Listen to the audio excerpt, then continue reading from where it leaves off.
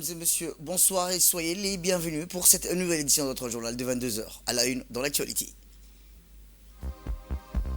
À la une dans l'actualité nationale, le ministre des Finances s'entretient avec le vice-président pour la région MENA de la Banque mondiale. Et enfin dans l'actualité internationale, crainte d'une famine imminente après la fermeture des 5 boulangeries sur 6 en activité à Gaza, où nous verrons en fin de journal. C'était les titres, merci si vous nous rejoignez. À la une dans l'actualité, le Premier ministre, M. Abdelkader Kamil Mohamed, accompagné par son directeur de cabinet, M. Youssef Aoulet Farah, est reçu à l'arrivée tard de la nuit d'hier soir, du 14 septembre, par l'ambassadeur de Djibouti au Qatar, M. Taïb Doubet Roblé, et le directeur du protocole d'État. Dès le lendemain, le Premier ministre est reçu pour une audience de travail par son Altesse Cheikh Tamim bin Hamad Al Thani, émir de l'État du Qatar, et c'est en présence des ministres d'État aux Affaires étrangères, M. Sultan bin Saad bin Sultan. Cette entrevue, ancrée dans la coopération bilatérale et la relation confiance, salue nos partenariats multiformes avec ces pays frères. À l'issue de cet entretien, au Diwan Al-Amir, le Premier ministre enchaîne une rencontre avec son homologue, le Premier ministre Cheikh Mohammed bin Abdulrahman bin Jassim Al Thani, toujours en présence du ministre d'État aux Affaires étrangères, Sultan bin Saad bin Sultan. Lors de cette rencontre, le Premier ministre a réaffirmé l'importance de la coopération et le renforcement des relations entre nos deux pays. Et enfin, le Premier ministre a conclu cette série d'entretiens par un déjeuner offert par le vice-premier ministre, ministre d'État à la Défense, Dr Khalid bin Mohamed Al-Hatiya. En marge de cette marathon diplomatique, il a reçu de son hôtel la visite du directeur général du Fonds de développement afin de discuter des initiatives pour un programme de développement multisectoriel.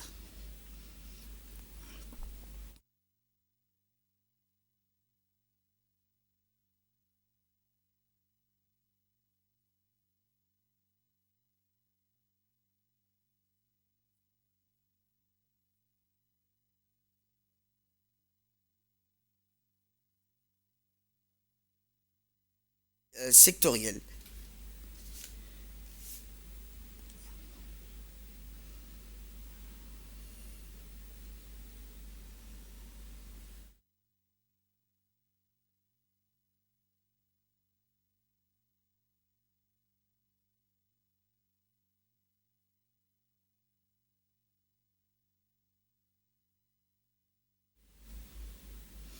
Retour à Djibouti où une rencontre marquante s'est tenue entre M. Ilyas Moussedawale, le ministre des Finances, et M. Dion, vice-président de la Banque mondiale pour la région MENA, dans les quartiers du ministre. Les discussions qui se sont tenues sous l'œil attentif du cabinet ministériel ont rapidement plongé dans les vifs du sujet. La pauvreté, la diversification économique, la digitalisation de l'économie, les enjeux sont nombreux et pressants. Avec une sincérité rare, les deux hommes ont échangé des idées et des stratégies sur comment la Banque mondiale pourrait soutenir Djibouti dans sa quête de développement. Les thèmes abordés ne sont pas des moindres. L'amélioration de l'accès à l'éducation et à la santé, ainsi que la promotion de l'innovation et de l'entrepreneuriat ont été des points centraux. Ces secteurs sont cruciaux pour l'avenir du pays et les discussions ont révélé une volonté commune de les renforcer. Ce dialogue empreint d'une vision partagée laisse entrevoir des perspectives encourageantes dans un monde où les défis économiques sont souvent insurmontables. Cette collaboration entre le gouvernement djiboutien et la Banque mondiale pourrait bien être le catalyseur nécessaire pour une transformation durable. M. Douale et M. Dion, par leur engagement ouvert, une voie vers un avenir où Djibouti pourrait non seulement relever ses défis, mais aussi s'épanouir. Et dans la continuité d'un échange fructueux, une réunion élargie s'est tenue entre M. Ilyas Moussedawale, ministre des Finances, et l'équipe de la Banque mondiale. Ces tête-à-tête de courtoisie s'est transformé en un véritable forum d'idées où les défis et les opportunités se sont entremêlés dans une quête commune de développement. Eh bien, lors de cette journée des discussions stratégiques, plusieurs thématiques essentielles ont été émises en avant, illustrant les priorités du gouvernement djiboutien et la Banque mondiale.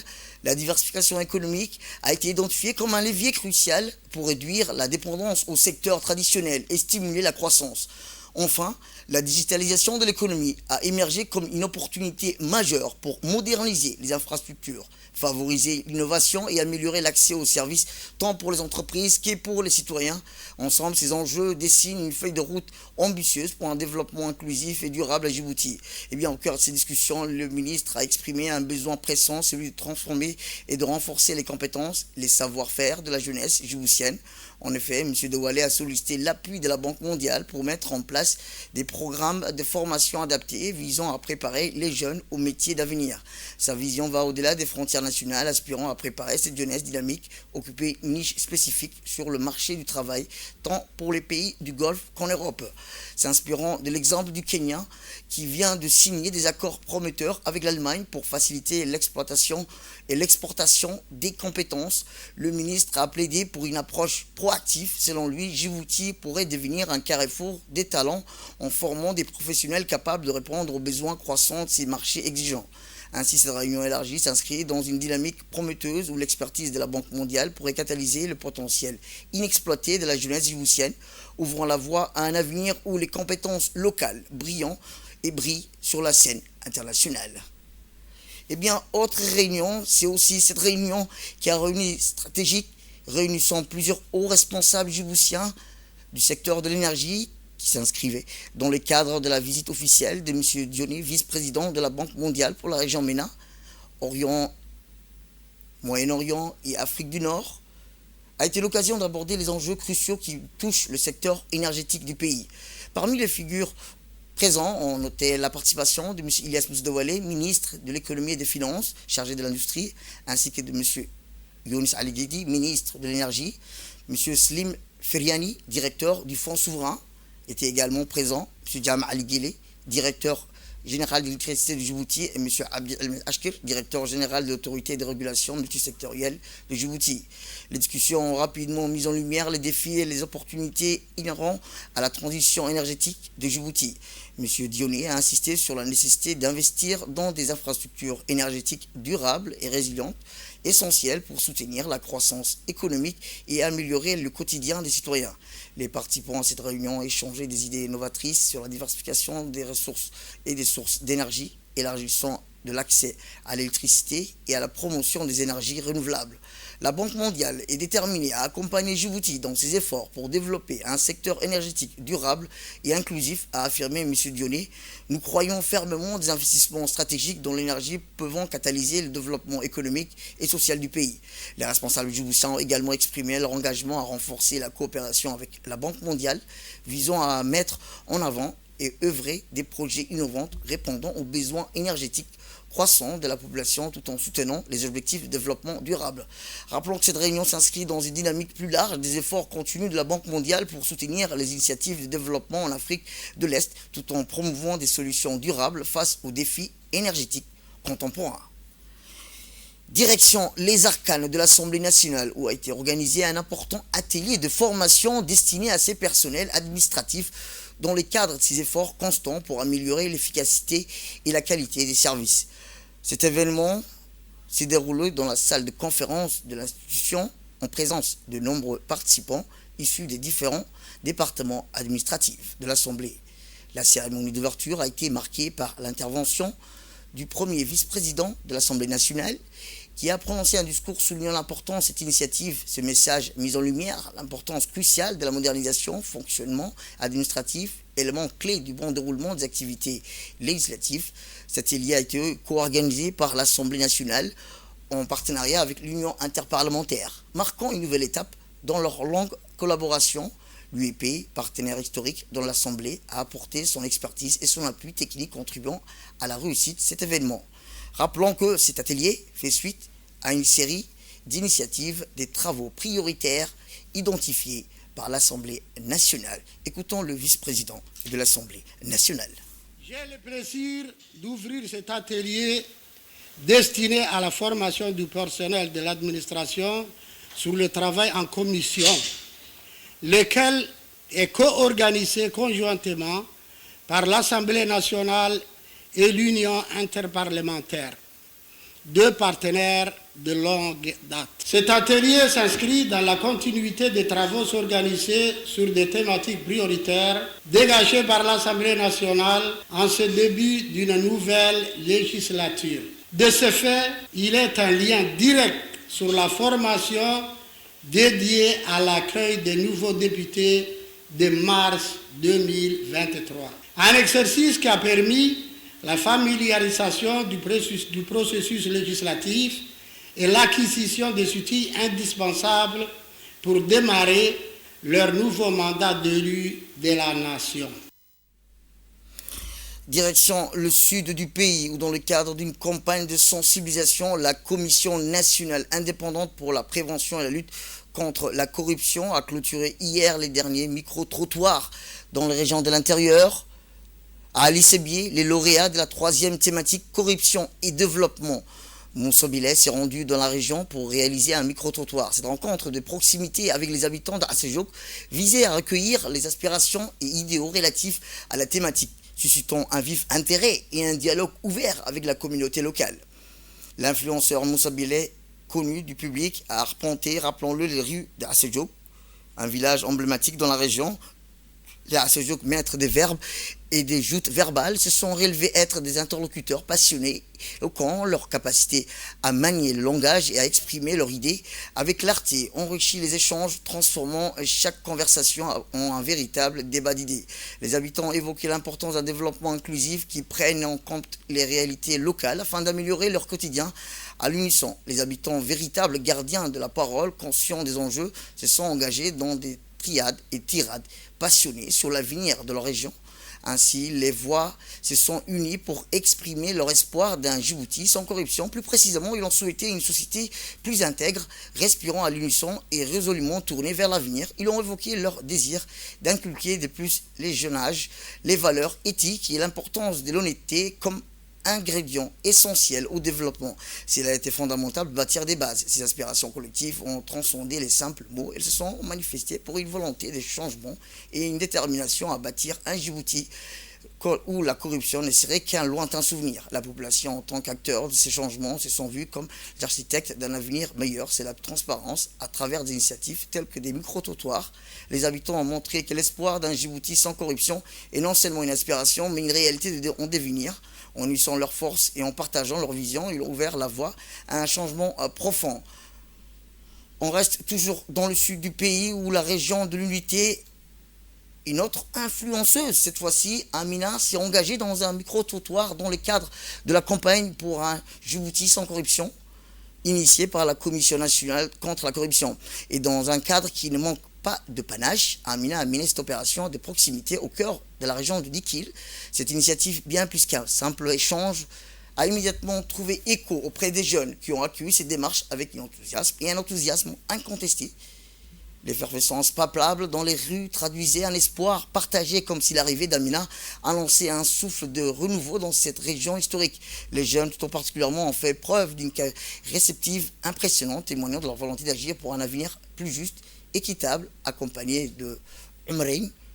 Elle a sillonné les artères de la région, armée d'un microphone et d'une détermination sans faille pour recueillir les aspirations des jeunes sur une question précise. Qu'est-ce qu'un Djibouti sans corruption? Ce micro-trottoir a été riche et teinte d'une impatience légitime. Les jeunes se sont exprimés et ont déclaré qu'un Djibouti sans corruption, c'est avant tout une question de justice, d'équité et d'égalité des chances pour tous. Des fils en aiguille, ces micro-trottoirs a rapidement abordé et arboré plutôt des questions essentielles, l'éducation, l'emploi et l'implication citoyenne. Des étudiants avec une clarté déconcertante ont souligné que vouloir un avenir sans corruption passait par l'enseignement des valeurs d'honnêteté et des responsabilités des écoles. Des mots qui ont résonné comme une initiative pressante à l'action et à la réflexion. Ces jeunes ne sont pas contentés de critiquer, exagérer. Ils ont souhaité être des acteurs du changement et participer à la construction de leur avenir, illustrant ainsi un désir engageant et d'engagement qui ne peut être ignoré. Ces paroles ont illustré une détermination collective qui transcendait les simples revendications. Ils n'ont pas cherché à critiquer, mais seulement à faire entendre leur aspiration, une aspiration qui traduisait un Djibouti où l'intégrité et la transparence seraient le socle du quotidien à travers l'insertion dans le curricula éducatif les disciplines adéquates, en l'occurrence le civisme et la citoyenneté. Cette initiative menée par la Commission nationale contre la corruption a pour mission de faire entendre ses voix au plus haut niveau, de ne pas laisser ses aspirations se diluer dans les méandres et dans le méandre de l'indifférence. Autre actualité dans ce 22h, c'est aussi dans le cadre de la journée mondiale des premiers secours, sous le signe du sport, un engagement pour la sécurité des communautés. Le Croissant-Rouge de Djibouti a dispensé aujourd'hui une formation sur les premiers secours au sein du complexe sportif de loisirs et de formation pour les femmes situé à Djibouti-Ville, placé cette année sous le thématique des premiers secours et sport. Cette initiative visait à initier les membres comités sportifs de ce complexe sur les gestes des premiers secours avec un focus sur les disciplines sportives qui se pratiquent dans ce complexe et les blessures éventuelles encourues. Venus participants issus de différentes disciplines et professions ont pu bénéficier d'une formation interactive alliant démonstration, pratique et simulation réaliste afin de leur permettre d'acquérir une maîtrise parfaite de gestes de premiers secours. La démocratisation des formations de premiers secours concourt à rendre les sportifs mieux sensibilisés contre les risques et les milieux sportifs plus sûrs. Les activités ont été orchestrées par une équipe pédagogique expérimentée du Croissant-Rouge qui a su transmettre avec expertise les gestes de premiers secours les plus importants. Les sessions ont permis aux participants de pratiquer les techniques essentielles pour sauver des vies en cas de blessure ou d'accident sur les terrains du sport, renforçant ainsi leur capacité d'agir rapidement en situation d'urgence. Au cours de la journée, les responsables ont remis les certificats aux bénéficiaires de cette formation qui ont démontré leur satisfaction quant à la qualité de formation dispensée et l'importance de ces compétences pour l'ensemble de la communauté. La journée mondiale des premiers secours 2024 s'inscrit dans la stratégie plus large des Croissants-Rouges de Djibouti visant à démocratiser les gestes des premiers secours à travers tout le pays. De ces centres, y compris personnel et bénéficiaires du centre. Écoutons à présent la directrice du complexe sportif féminin. On coïncide avec une journée symbolique qui nécessite beaucoup d'efforts. À ce niveau, le Croissant-Rouge de Djibouti a choisi le complexe sportif féminin pour célébrer cette journée commémorative. Au programme, il y avait une partie théorie, une partie pratique, une partie théorie animée par des experts de la Croissant-Rouge de Djibouti et une partie pratique qui se fait sur le terrain en cas de blessure, comment secourir un blessé, et une partie à la piscine, comment secourir quelqu'un qui s'est noyé. Donc voilà, le Croissant-Rouge de Djibouti a choisi le complexe sportif féminin pour célébrer la journée mondiale des premiers secours. Nous remercions infiniment d'avoir choisi le complexe et un grand bravo à l'équipe du complexe qui n'a ménagé aucun effort pour que cette formation puisse se terminer dans les meilleures conditions. Et d'ailleurs, c'est terminé dans les meilleures conditions. Un grand merci au Croissant-Rouge. Focus sur la fête du Mawlid an-Nabi, où à l'instar des autres régions de l'intérieur et de la capitale, la région d'Arta a célébré samedi soir la fête du Mawlid an-Nabi, commémorant la naissance du prophète, paix et salut soit sur lui, au lycée d'hôtellerie. On prit part à cette cérémonie commémorant la naissance du prophète, Mohammed, paix et salut sur lui, le ministre de l'énergie et des ressources naturelles, M. Younis Ali Guedi, le préfet de la région, le président du conseil régional et plusieurs autres invités de marque. Rappelons que dans les quartiers populaires de la région d'Arta, comme dans les localités de la région, se tiennent des cérémonies religieuses au cours desquelles les ulémas retracent le parcours du dernier messager d'Allah depuis le berceau jusqu'à la tombe. Rappelons que le prophète a vu le jour en l'an 570 du calendrier grégorien en Arabie, et plus précisément à la Mecque, où il a reçu la révélation par l'entremise de l'ange Gabriel. Il était âgé alors de 40 ans.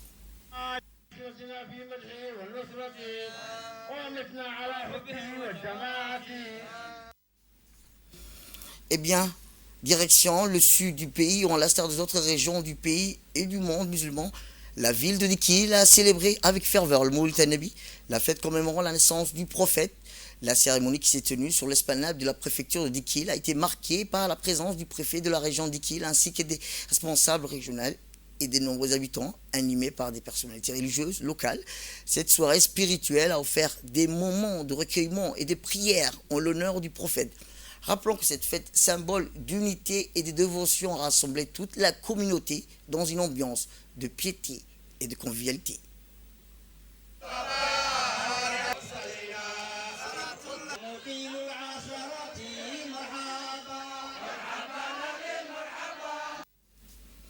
On reste toujours dans le sud du pays, mais on change de région. Direction la région d'Ali Sébié, où, à l'instar du monde musulman, la fête d'Al-Mawlid al-Nabi a été célébrée samedi soir, la fête bénie du Mawlid al-Nabi, qui commémore la naissance de notre prophète, Mohammed ibn Abdullah. Cette fête a été ainsi célébrée chaque année, le 12e jour du mois de Rabi al-Awwal du calendrier musulman. Dans les mosquées, les maisons, les lieux de rencontre, dans la ville à ce jour, des prières ou encore des chants religieux. La population a fêté ensemble un moment de médiation et de réflexion sur l'œuvre de notre prophète et un rappel du message d'amour et de paix et de miséricorde. On va vers le nord où, à l'instar des autres régions de la capitale, la fête religieuse du Mawlid al-Nabi, commémorant la naissance de notre bien-aimé prophète, a été célébrée dans la région d'Obok. En grande pompe, dans la nuit de samedi soir, cette fête spirituelle est organisée sous l'égide du préfet de la région, Moussa Ademigeni, en collaboration avec les autorités religieuses et militaires de la région. De suite était réservée à Obok, tout d'abord avec cette fête fut organisée pour les autorités militaires, à savoir en premier lieu le lieutenant-colonel Ilyes, dans le camp de l'armée, où le préfet a eu l'honneur de donner le coup d'envoi. Ensuite, sur place de l'indépendance, 6 devant la résidence, qui a eu lieu la deuxième étape de la soirée. Cet événement grandiose a regroupé, outre le préfet de la région, Moussa Ademigeni, le lieutenant-colonel Ilyes Omar, les différents représentants des services religieux, les forces de l'ordre, les jeunes et vieux de la région. C'est dans un moment de joie et de dua et de partage qu'a pu fêter les Obokois cette soirée ensemble, encore une fois. Direction Gaza, où crainte d'une famine imminente après la fermeture de 5 boulangeries sur 6 en activité dans la région. Les Palestiniens ont mis en garde contre une famine imminente dans le nord de la bande de Gaza, alors que le blocus israélien en cours force de la fermeture de 5 boulangeries sur 6 en activité dans la région, en dépit des résolutions du Conseil de sécurité des Nations Unies exigeant un cessez-le-feu immédiat d'Israël poursuivre son offensive meurtrière contre la bande de Gaza depuis le 7 octobre. Selon les autorités sanitaires locales, plus de 41 200 personnes, principalement des femmes et des enfants, ont été tuées et plus de 95 000 ont été blessés.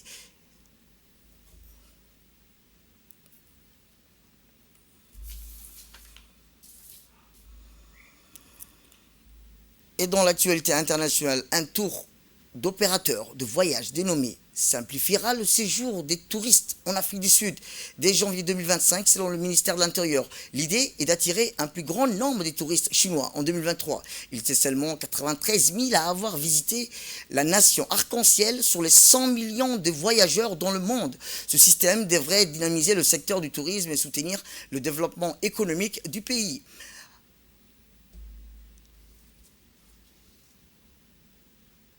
C'est tout pour cette édition. Merci à vous de nous avoir suivis. Restez avec nous pour la suite de nos programmes télévisés.